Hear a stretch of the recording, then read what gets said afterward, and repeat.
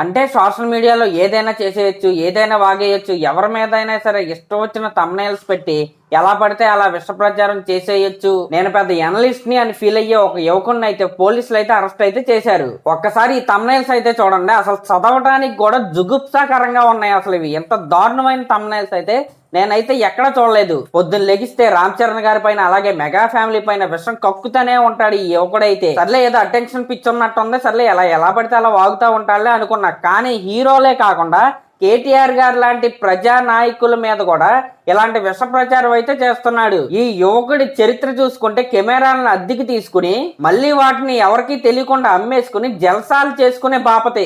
అలాంటోడు ఒక ఎనలిస్ట్ అని చెప్పి సినిమా హీరోల పైన, మెయిన్ గా మెగా ఫ్యామిలీ పైన, అతి ముఖ్యంగా రామ్ చరణ్ గారి పైన, ఇంకా కేటీఆర్ గారు, కవిత గారు, చూడండి ఒకసారి ఈ థంబ్నెయిల్స్ చూడండి ఎంత చండాలంగా ఉన్నాయో.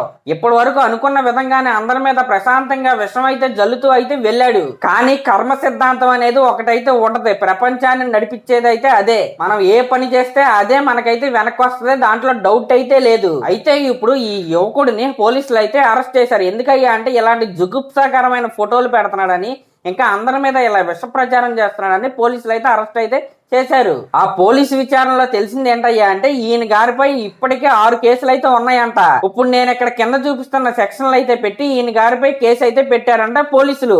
అంతకు ముందు నేను చేసిన వీడియోలో ఈయన గారి గురించి మాట్లాడమని చాలా మంది కూడా అడిగారు కూడా. కానీ నేనైతే ఒకటే చెప్తున్నా, ప్రత్యేకంగా టైం పెట్టుకుని సపరేట్ వీడియో చేసి మరి మాట్లాడుకునే అంత క్యాండిడేట్ అయితే కాదు ఈ యువకుడు. అసలు ఈ థంబ్నెయిల్స్ పక్కన పెడితే ఈ యువకుడు మాట్లాడే మాటలు వింటూనే జుగుప్సాకరంగా ఉంటది. అంత దారుణంగా విష ప్రచారం అయితే చేస్తా ఉంటాడు. ఇలాంటి వాళ్ళు ముఖ్యంగా ఏం కోరుకుంటారా అంటే అటెన్షన్ అయితే కోరుకుంటా ఉంటారు. ఇలాంటి వాళ్ళ మీద రియాక్ట్ అవటం కంటే రియాక్ట్ అవ్వకపోవడమే మంచిది.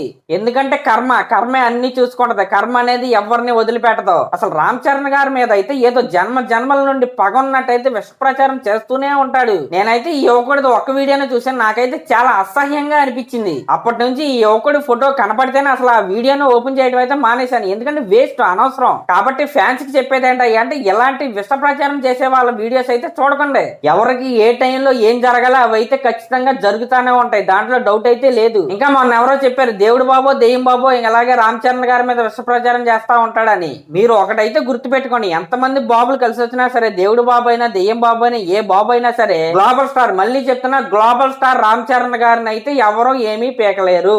సరే ఎంత చెప్పో ఈ యువకుడి మీద ఇప్పుడు నువ్వెందుకు వీడియో చేసావని మీరు అనొచ్చు. అంటే ఫ్యాన్స్ కొంతమంది కామెంట్స్ పెడుతున్నారు కదా, వాళ్ళ కోసం అయితే వీడియో అయితే చేశాను, ఎలాంటి వాళ్ళని అయితే పట్టించుకోవద్దని. కాబట్టి అప్డేట్స్ అయితే వరుస పెట్టి లైన్ లో ఉన్నాయి, వాటిని అయితే ఎంజాయ్ చేయండి. ఇలాంటి టాక్సిక్ పీపుల్ అయితే ఇగ్నోర్ అయితే చేయండి.